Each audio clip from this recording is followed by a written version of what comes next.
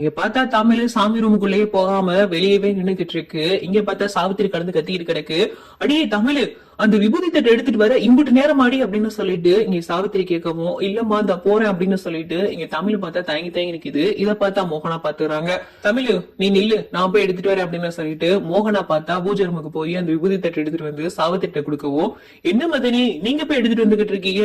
நான் தான் அவ்வளவுதானே போ சொன்னேன், நீங்க ஏன் போறீங்க அப்படின்னு சொல்லிட்டு இங்க பார்த்தா சாவித்திரி கேட்கவும், யாரு எடுத்துட்டு வந்து கொடுத்தா என்ன சாவித்திரி, உனக்கு தேவை விபூதி தட்டை இந்த அப்படின்னு சொல்லிட்டு இங்க பார்த்தா சாவித்திரி கொடுத்துட்டு மோகனா போயிடுறாங்க. இங்க பார்த்தா சாவித்திரிக்கு இப்பதான் சந்தேகமே ஆரம்பிக்குது. என்ன பூஜை நமக்குள்ள போக சொன்னா தயங்கி தயங்கி நிக்கிறோம், போய் எடுத்துட்டு வர்றதுக்கு இவளுக்கு என்ன கஷ்டம் அப்படின்னு சொல்லிட்டு இங்க சாவித்திரி சந்தேகப்பட்டுக்கிட்டு இருக்கு. அதுக்கப்புறம் பார்த்தா இந்த தாமரையும் பாத்துக்கிட்டு இருக்கு. என்ன இவ வைத்த பிடிச்சு அங்கேயும் உட்காந்துகிட்டு இருக்கு அப்படின்னு சொல்லிட்டு தாமரையும் கவனிச்சுக்கிட்டு இருக்கு. இது சரியில்லையே அப்படின்னு சொல்லிட்டு இங்க பார்த்தா தாமரை பாத்துக்கிட்டு இருக்கு. இங்க வந்துட்டு சாவித்திரி கிட்ட தாமரை சொல்லிக்கிட்டு இருக்கு, அம்மா காலையில இருந்து ஒரு விஷயம் கவனிச்சியா அப்படின்னு சொல்லிட்டு இங்க தாமரை கேட்கவும், என்னடி என்ன அப்படின்னு சொல்லிட்டு சாவித்திரி கேக்குது. இல்லம்மா, இவ காலையில இருந்தே சரியில்லை, இவ முகத்தை பாத்தியா ஒரு மாறியாவே இருக்கா, அங்கன வைத்த பிடிச்சு உட்கார்ந்துக்கிறாமா அப்படின்னு சொல்லிட்டு இங்க பார்த்தா தாமரை சொல்லவும், என்ன தாமரை சொல்ற அப்படின்னு சொல்லிட்டு சாவித்திரி கேக்குது. ஆமாமா, அது மட்டும் இல்ல தாமரை, இவளை நான் காலையில பூஜை ரூமுக்கு போய் விபூதி தட்டு தான் எடுத்துட்டு வர சொன்னேன், ஆனா இவ போகவே இல்ல.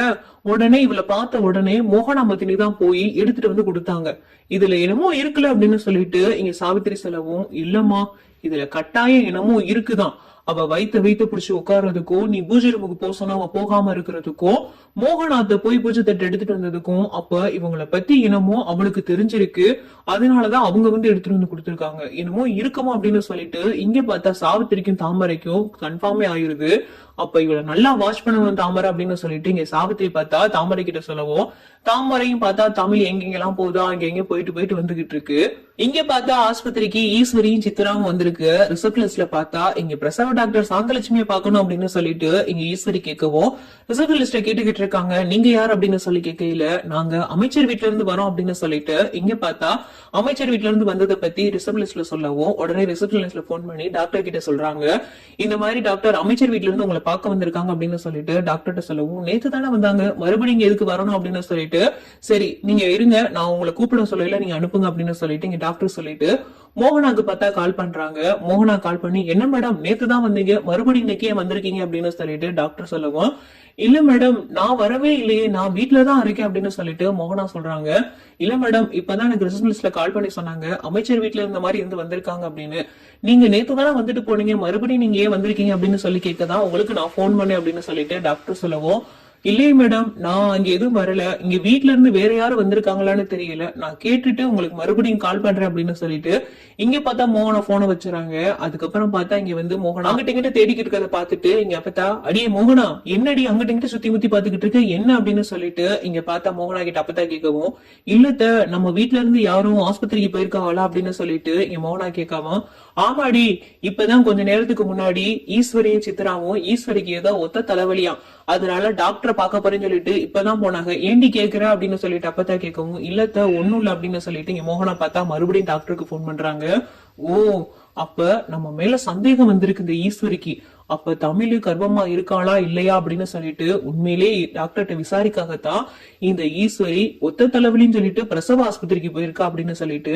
இங்க பார்த்தா உடனே டாக்டருக்கு போன் பண்ணி மோகனா, டாக்டர் உங்களை பார்க்க நான் வரல, அப்படியே எங்க வீட்டுல இருந்து யாராவது வந்திருந்து தமிழை பத்தி கேட்டாலா நீங்க எந்த உண்மையும் சொல்லிடாதீங்க, அவ கர்ப்பமா இருக்கா அப்படின்னே சொல்லுங்க, நான் வீட்லயும் எந்த உண்மையும் சொல்லல, இதனால என் குடும்பத்துக்குள்ள ஒரு பெரிய பிரச்சனையே வரும், ஒரு குடும்ப பிரச்சனை, இத நாங்களே பேசி தீர்த்துக்குருவோம், அதனால நீங்க யாரு இத பத்தி கேட்டு வந்தாலும் எதுவும் சொல்லிடாதீங்க டாக்டர் அப்படின்னு சொல்லி மோகனா பேசவும், என்ன மேடம் இப்படி சொல்றீங்க, இதெல்லாம் மறைக்க வேண்டிய காரியமா மேடம், எப்படி நாளாக இந்த விஷயம் எல்லாம் தெரிஞ்சுதான் ஆகும், அந்த பொண்ணுக்கு பீரியட்ஸ் வந்தாலே எல்லாத்துக்குமே தெரிஞ்சிருமே மேடம், அந்த பொண்ணு எப்படி மேடம் இவ்வளவு நாள் உங்ககிட்ட மறைச்சதே தப்பு, இப்ப நீங்களும் உங்களுக்கு உண்மை தெரிஞ்சு நீங்களும் வீட்டுல மறைக்கிறேன்னு சொல்லிக்கிட்டு இருக்கீங்க, அந்த பொண்ணு பண்ண தப்பையே நீங்களும் பண்றேன்னு சொல்றீங்களே மேடம் அப்படின்னு சொல்லிட்டு டாக்டர் சொல்லவும், நீங்க சொல்றது எனக்கு புரியுதுதான் டாக்டர், நான் பண்றது தப்புதான், இருந்தாலும் இதனால பெரிய பிரச்சனை வரும், நான் ஒரு நேரமா பார்த்து வீட்டுல இருக்கிற எல்லார்கிட்டையும் நான் பேசிக்கிறேன் டாக்டர், அதனால வீட்டுல இருந்து யார் வந்து கேட்டாலும் இத பத்தி எதுவும் சொல்லிடாதீங்க, அந்த பொண்ணு கர்ப்பமா இருக்கு, அந்த பொண்ணு வயித்துல இருக்கிற குழந்தை ஆரோக்கியமா இருக்குன்னே சொல்லுங்க டாக்டர், எனக்காண்டி இந்த ஒரு உதவியை மட்டும் பண்ணுங்க டாக்டர், ஒரு பொண்ணுடைய வாழ்க்கை டாக்டர் அப்படின்னு சொல்லிட்டு இங்க மோகனா சொல்லவும், சரி மேடம் நீங்க இந்த அளவுக்கு சொல்றதுனால, நீங்க எனக்கு தெரிஞ்சவங்க அப்படின்றதுனால நான் இந்த பொய்ய சொல்றேன் அப்படின்னு சொல்லிட்டு இங்க பார்த்த டாக்டர் போனை வச்சுட்டு இங்க ஈஸ்வரி சித்ராவையும் ரிசப்ஷனிஸ்ட்ல போன் பண்ணி வர சொல்லுங்க அவங்கள அப்படின்னு சொல்லிடுறாங்க. இங்க பார்த்தா ஈஸ்வரி சித்ராவும் வராங்க. ஈஸ்வரி சித்ராவும் டாக்டர் கிட்ட வந்துட்டு, டாக்டர் இந்த மாதிரி நாங்க அமைச்சர் வீட்ல இருந்து வந்திருக்கோம். நேத்து கூட தமிழ்செல்வி அப்படின்ற பொண்ணு கூட ஸ்கேன் எடுக்க வந்திருப்பாங்களே, அவங்களுடைய வயித்துல இருக்கிற குழந்தைய பத்தி நாங்க தெரிஞ்சுக்கணும் டாக்டர் அப்படின்னு சொல்லி ஈஸ்வரி கேட்கவும், அவங்கள பத்தி நீங்க என்ன தெரிஞ்சுக்கணும், அதான் எல்லாத்தையுமே நான் சொல்லி அனுப்பிட்டேனே,